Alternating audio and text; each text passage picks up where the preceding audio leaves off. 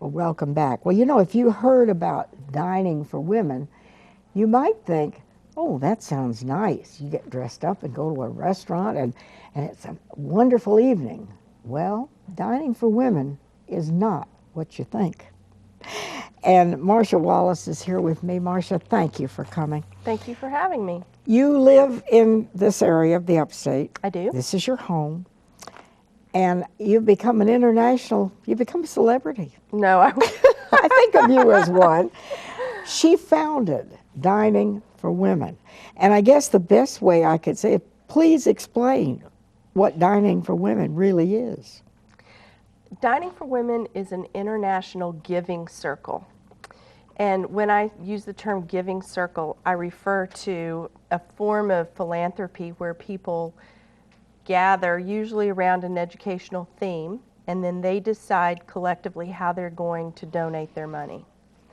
And Dining for Women is a giving circle in that we have chapters all over the world, actually. The majority of them are here in the United States. We have over 250 chapters, and in 39 states and 5 foreign countries. And our members gather in small groups that we call chapters, and they have a potluck dinner. So each person brings something to eat and learns about the featured nonprofit organization for the month. We fund a different nonprofit that benefits women and girls in developing countries each month. So the members will gather together, share a meal, and participate in an educational program that talks about the project we're funding, the country that it's in, the issues that women and girls there face, and then they donate what they might have spent if they had eaten in a restaurant. So then we take the collective donations from all of our members in all of the chapters around the world and send the total amount to the featured nonprofit for that month. And so it can be women, I mean, that are struggling to put food on the table. People who don't have enough to eat. It can be women who need medical care. It can be all kinds. It's a vast thing that you cover. It isn't just food. The mission of Dining for Women is to empower women and girls living in extreme poverty in developing countries. Okay. So the idea when we use the word empowerment is to help them become self-sufficient. 75% of everyone in the world who lives on less than $1 a day are women and girls. Mm-hmm. Out of all the people in the world who are illiterate, women and girls make up 75% of them. And worldwide, women and girls are the most marginalized, disenfranchised group of people. They are invisible in a lot of cultures.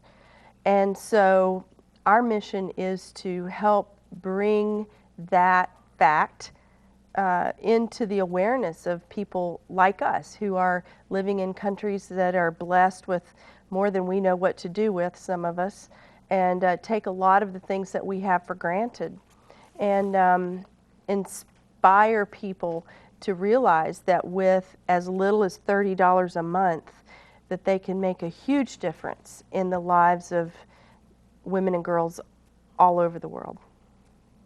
That's amazing. And you did this when you started this. How old is this organization? This is our ninth year. I started so like in 9 years ago. You started this in your own living room, your own house, and you never thought, I'm going to do something that's going to be really big. This was just something that was put on your heart, and it's grown like... You know, if I had the idea in the beginning that it was going to be an international organization, I would have been too frightened to start it. I would have been afraid I couldn't do it because I'm a nurse and I have 4 kids. Yeah. And I didn't have any experience in organizational development or fundraising or anything like that. I just had an idea and had a group of people over for the first time on my 43rd birthday and we raised money for an organization called Women for Women International. I had seen the founder of that organization on the Oprah show, so I figured it was legitimate, and I liked their mission. And we raised $750 the first night, and we all had such a great time. I thought this was fun, and it was easy. And you get to taste other people's food, Yes, that you and get you tired of don't your ha- own, and you can have the joy of sharing food and Well, you know, meeting new people. Now, I have to ask you, do you charge for people to belong to this art? Do they have to pay a fee? no, there is no fee. There's no minimum donation level.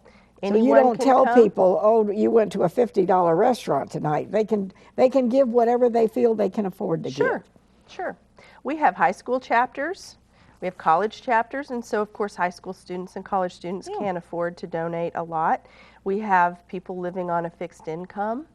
We get checks for $5, but $5 in a developing country goes a lot farther than $5 would here. And it's sad to think, but there are nations around the world where women don't get an education, where they're not allowed to be educated. That's right. And that's tragic. So that's throwing away all these people. So do you also fund education for women in some of these various places? We fund programs that provide educational scholarships, vocational training, maternal child health and women's health, food security programs, agricultural. So anything that can help a woman or a girl become independent and self-sufficient are projects that we like to address. What are some of the countries that you have sent aid to? We have funded programs in Africa, in all over Africa, East Africa, Kenya, Uganda, Tanzania, Mali, Ghana, all over the continent of Africa, in addition to Central and South America and Asia.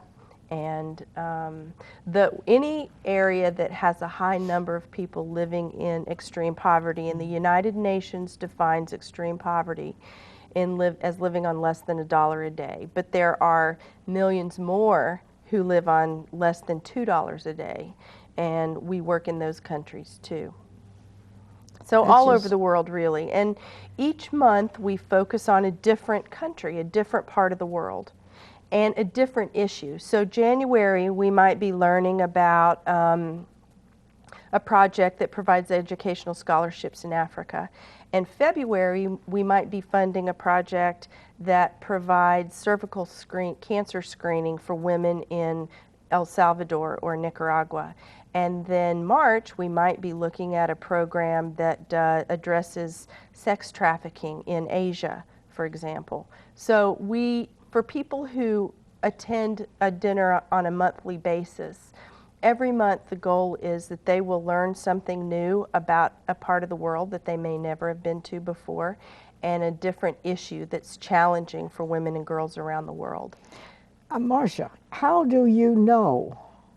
I guess maybe I've become cynical, but how do you know you collect this money and in your heart, I mean, you know it's the right thing to do and you're helping people, but how are you sure that that money goes to this village in Africa and is used for what it's supposed to be used for? That is a really great question. You know. The projects that we select are actually projects that are executed by U.S.-based nonprofits. Okay. So the organizations that we fund have U.S. nonprofit status. So that means that we can access their financial records, their tax forms, see whether they've been audited. We have a volunteer committee of 8 people, and we extensively research all of the organizations. We consider the strength of their board of directors, whether they have a plan for sustainability long-term for the organization, what percentage of the leadership of the organization is female, what percentage, how the women who are being benefited participate in the process, in the decision-making process. So we research each So you organization really investigate extensively. before you just. Oh, absolutely. And then we ask for follow-up reports. So after we provide a grant, we get 6-month interval reports until the money has been dispersed. So if there's anything possible that we can do to research these organizations, we do it, because we take it very seriously, that we want to make sure that we can track what happens to the money when it's donated. And 90% of all the money that people donate goes right to the organizations that we're funding. Now do you have a board who works with you to make these decisions? Or because now that it's grown so big, it isn't like you're going to call up your neighbor down the street. I mean, this is a big deal now. Yes. We have 8,000 members. And in 2012, we raised over $475,000 for our featured programs. We have a board of directors, a national board of directors, and we have members in various states across the country. So yes, we have a board of directors, and we have a lot of volunteer support. We have 3 staff people in the office here. I'm a full-time volunteer, and then we have an executive director and a communications associate, and somebody who helps us process the donations and send receipts and acknowledgments and that kind of thing. So you actually have an office space in the Greenville area? Yes, we do. Now we have a website, which is www.diningforwomen.org. And if you want to click on there and find out even more about what Marcia talks about, it'll be there for you. And it's anybody can join. I mean, you can be. Do you know we have couples chapters? No, I didn't. We do. We have couples So chapters. it isn't just dining for women. It's not just for women, although at this point the number of men that we have is a tiny, tiny fraction. But you're right. Anybody can start a chapter. Yeah. So if you're out there, and this is a great way to meet new people, to share some good recipes, and you do share recipes. Yes, we provide recipes from the countries that we're learning about. And some of our chapters bring all the food from the country, so they don't have any American food at their dinners. They're all the food from whatever country we're learning about. Others, just do traditional. One of their favorites, and bring it. And you always meet in homes? No, we have some groups that meet in churches. We have some groups that meet at work at lunchtime.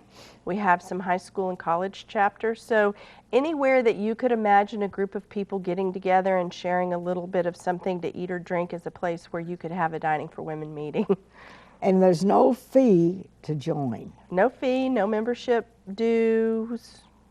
Now, if somebody out there, they can click onto the diningforwomen.org. If they don't, maybe they think, well, I don't want to start a chapter, but I'd like to get involved. Sure. They could check and find out where there's a chapter that meets near them. Yes, we have a search feature on our website where people can plug in a zip code and find what chapters are located near them. So if somebody living in Spartanburg, they can find out if there's another chapter in Spartanburg and call them up and say, I think I'd like to come. And once a month, is that when they meet? Ideally we love for people to meet once a month, but some chapters meet every other month and some meet quarterly. It depends on the lifestyles of the people who are part of the chapter and what they want to do and what they can do. So, and you don't tell people, I mean, for instance, if somebody is, as you said, living on a fixed income, they can bring something and come to the meeting and give a donation, which is what they would have spent had they gone to McDonald's or Harvey's or someplace like that. Somebody else, if they want to, can give if they've gone to a very plush restaurant. So it's up to the individual. Nothing is required of somebody. That's correct. And I think that's one of the reasons this has gotten to be such a big thing. Well, it gives as much to the people who participate as it does to the people we're trying to serve. It empowers us as well because it's a process that we become involved in.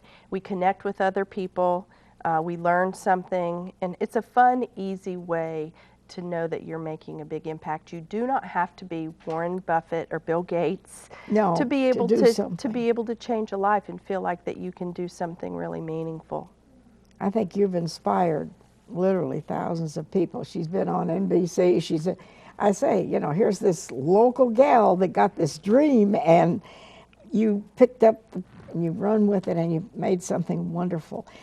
In your experience, and obviously you have people who advise you and help you, and you have a board, where would you feel the women in the world would need this the most? Do you have some country or some area of the world that you feel is more desperate for women than others?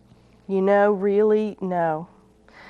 In every conceivable place you can think of, there are women who are treated as non-entities, who are denied an education, who were married off as early as 8 or 9 years old, who suffered domestic violence and horrors that we can't even begin to understand. And that's one of the powers of the educational process that we provide through Dining for Women, is opening our eyes as privileged people in a developing country to what goes on for women around the world. And the need is desperate all over. So I really could not emphasize one particular region of the world. Have you visited personally any of these areas where you've had your outreach? Yeah, I'm glad you mentioned that. We have a travel program, actually. Oh my. We have 1 minute. Tell us about it. We take trips several times a year to visit programs that we funded. We've been to Africa, Nepal, Peru, and next year we're going to Vietnam, and this year we're going to El Salvador, Nicaragua, and Kenya. And there's information about that on our website too. Anybody who's a member of Dining for Women is eligible to apply. Obviously. Yes, you they don't pay fund their the own trip. way. Oh no. Okay, you're an amazing, and you're an inspiration to all of us. Bless you. Thank you so much. Thank you. Marsha Wallace, who founded Dining for Women. And wherever you are, we wish you joy. Bye-bye.